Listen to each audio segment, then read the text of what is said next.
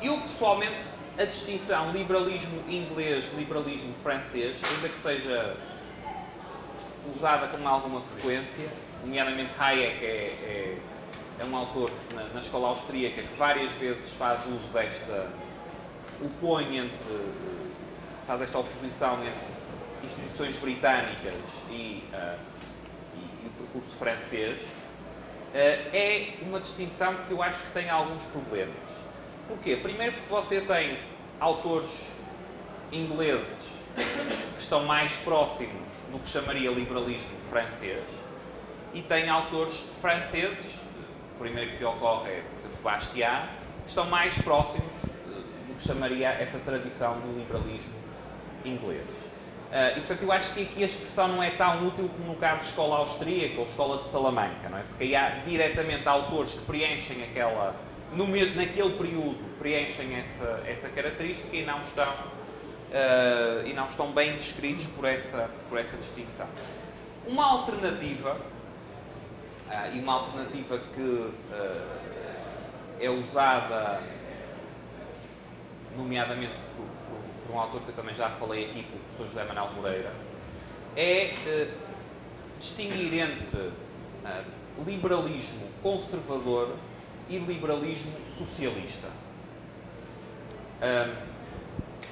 Estou vendo aqui o Cristian fazendo uma expressão de espanto, portanto eu vou tentar elaborar na razão de ser desta alternativa, desta distinção alternativa.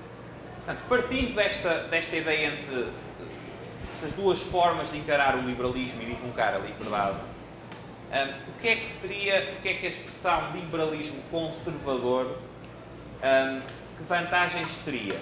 Portanto, seria basicamente dizer que você é um liberal, mas é um liberal que atribui ou que parte de uma posição em que a tradição, as instituições tradicionais, religiosas, familiares, mesmo políticas, são valorizadas, não em absoluto, mas têm a tal presunção favorável a essas instituições.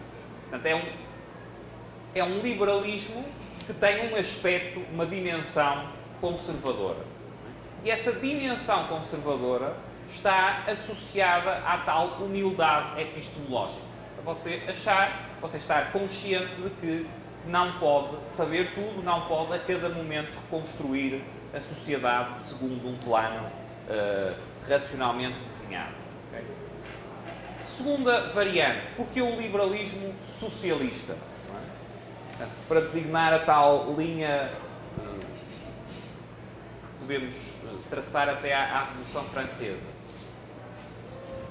Porque é um liberalismo essencialmente revolucionário. Um liberalismo que visa reconstruir, a partir das cinzas das velhas instituições, a sociedade. É um liberalismo que visa abolir a tradição. É um liberalismo que é essencialmente anticlerical, antirreligioso, que é anti-estrutura familiar tradicional, que é anti-costumes tradicionais. Portanto, é um liberalismo que, nessa medida, tem pontos de contacto com as correntes revolucionárias do socialismo. Certo? E o argumento e a razão de ser de usar, ou que pode existir para usar a expressão liberalismo conservador e liberalismo socialista, é que, primeiro, o liberalismo inglês e francês têm aquele problema que eu falei há pouco, ou seja, nem tudo que é inglês, nem tudo que é francês encaixa na distinção. Mas uma segunda razão é que, ainda que numa perspectiva austríaca seja o primeiro tipo de liberalismo que seja o válido, certo, a segunda corrente também tem uma linhagem, também tem uma legitimidade específica no contexto das ideias liberais. Ou seja, desde o início, em termos do liberalismo clássico, há esta tensão entre, por um lado, você valorizar, por via do conceito de ordem espontânea, as instituições, a tradição, os costumes, etc., ainda que não valorizá-los de forma absoluta, e por outro lado você ter esta pulsão de um momento para o outro reconstruir toda a sociedade.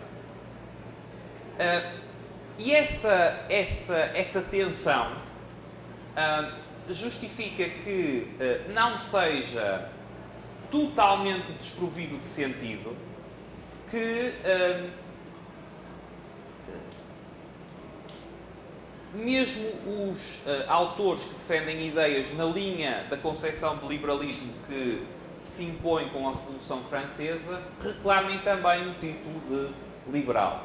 Há uma frase famosa de Schumpeter, salvo erro, em que ele diz que, a propósito do uso da palavra liberal nos Estados Unidos, que ao longo do século XX passou a ser utilizada para designar um socialista, não é? Hoje em dia nem o Obama quer ser chamado liberal, porque liberal é demasiado à esquerda, não é? Portanto, um liberal nos Estados Unidos é um esquerdista, é o que chamaríamos no contexto brasileiro ou da Europa continental um socialista. A distinção entre liberals e conservatives.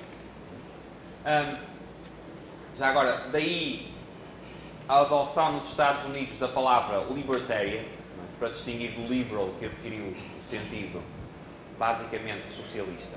Mas o Schumpeter dizia, eu tenho uma citação relativamente famosa em que ele diz, bem, os intervencionistas, a certa altura nos Estados Unidos, não tendo conseguido derrotar as ideias liberais, resolveram apropriar-se do rótulo, apropriar-se da designação. Isto em parte é verdade, mas em parte, por causa desta linha, deste tipo de liberalismo que vem da Revolução Francesa, deste liberalismo em que a ideia é libertar o indivíduo das estruturas familiares, das estruturas tradicionais, das estruturas sociais, das estruturas religiosas, há uma linhagem liberal ou uma história de utilização das ideias liberais que, de facto, é compatível com o uso que hoje em dia a palavra liberal tem, ou liberal tem, no contexto dos Estados Unidos e, em menor grau, aí o uso é mais indefinido no contexto britânico. Okay? No contexto da Europa continental e no contexto, creio também, brasileiro, a palavra mantém mais ou menos o sentido clássico. Portanto, há estas duas formas de liberalismo, sendo que, independentemente de não gostarmos dele, esta segunda interpretação do liberalismo não é algo que nasceu nas últimas décadas, é algo que está presente, é um dos lados de uma tensão que está presente desde o início. É o que, por exemplo, explica os pontos de contacto entre a Revolução Americana e a Revolução Francesa. Ainda que elas tivessem globalmente inclinações diferentes e que podem ser vistas, essas inclinações diferentes, à luz desta distinção. Mas há elementos comuns, há uma tensão comum. Ou seja, parte da Revolução Americana foi também uma reconstrução radical das instituições, ainda que tenha tido tal elemento de reclamar os direitos e liberdades tradicionalmente assegurados, tradicionalmente respeitados. E, portanto, usar a expressão liberalismo conservador e liberalismo socialista, neste contexto, em termos de filosofia política, pode permitir uma distinção mais clara entre duas formas de olhar para o liberalismo ou de interpretar o liberalismo. Sendo que, como creio será mais ou menos óbvio por esta altura, a linha em que o liberalismo da escola austríaca se insere é muito mais confortavelmente o da primeira, ou seja, o tal liberalismo conservador. Certo? Mais o liberalismo da Revolução dos Estados Unidos do que o liberalismo da Revolução Francesa. Mas sempre com esta nota de que você não tem isto não é totalmente estanque, não é totalmente separado. Há elementos de tensão e há elementos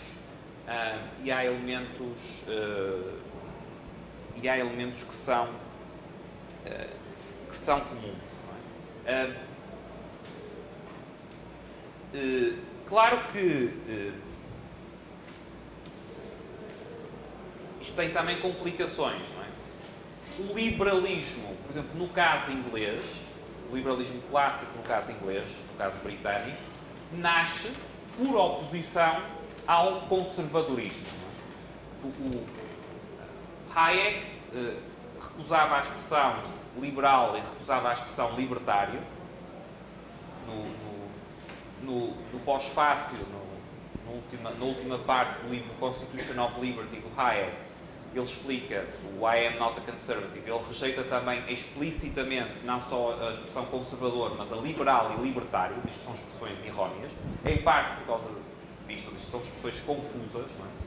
E ele diz, a melhor forma, é difícil arranjar uma expressão, mas se eu tivesse uma forma de descrever, eu me chamaria, ou me autodesignaria Old Whig. Porquê o Old Whig? Qual é que é a ideia aqui no Old Whig? Os Whigs eram os opositores dos Tories. Os Tories são os antepassados, digamos assim, dos modernos conservadores. Aliás, os conservadores hoje em Inglaterra são, a designação comum é chamar Tories. Não é? Os Whigs eram precisamente a, digamos, oposição liberal aos Tories. Mas, simultaneamente, o Hayek acrescenta a designação old. Portanto, ele é um liberal antigo. Porquê é que ele estará dizendo um liberal antigo? Precisamente por causa desta evolução em termos das ideias liberais. Ou seja, o que Hayek está dizendo é eu não me sinto confortável descrevendo o meu tipo de liberalismo simplesmente como liberalismo. Porque o liberalismo adquiriu, em especial na sequência da Revolução Francesa, também uma conotação de ruptura radical com o passado, de ruptura revolucionária com o passado. E então ele usa a expressão Old Whig. Isto no pós-fácil ao Constitution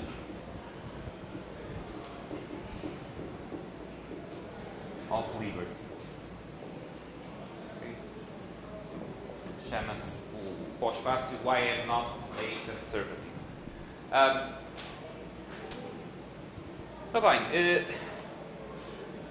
esta designação de Old Whig, não é? Portanto, que seria o que estaria mais próximo naquela distinção que eu dei do liberalismo conservador, não é? Então, o liberalismo, se quiséssemos, à moda antiga, não é? Portanto, o liberalismo antigo, é algo que está, este confronto entre estas duas distinções, algo que vai marcar profundamente o século XIX. Portanto, esta confrontação entre os dois tipos de liberalismo.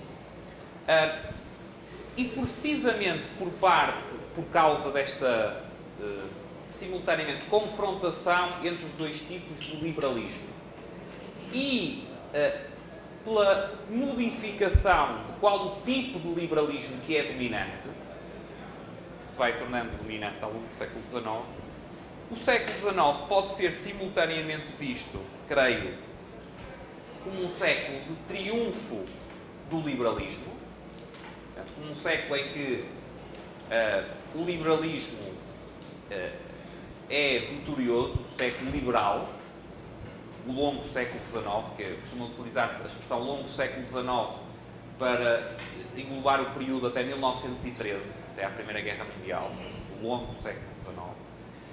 Este período pode ser chamado o período de triunfo liberal.